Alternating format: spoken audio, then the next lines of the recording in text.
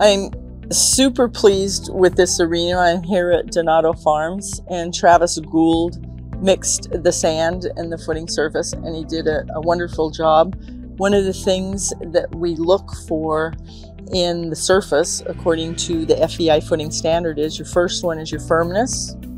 Second one is cushion. The third thing is rebound, so that the footing gives back a little bit. The fourth is grip. And the last one's uniformity. And that's what's so great about the Equestrian ebb and flow system, is that every bit of the arena is hydrated at the same time. And so looking at these hoof prints, we're just kind of randomly looking. We've had several horses go today. You can see the uniformity.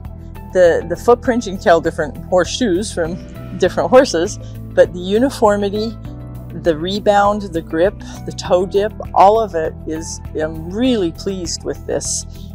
We've done lots of different movements today, pirouettes to extended half passes, and if you can see as we're going along, these hoof prints are absolutely beautiful. I'm very pleased with the Equestrian system, with our builder Travis Gould at JTWG, and with the Premier Protex footing.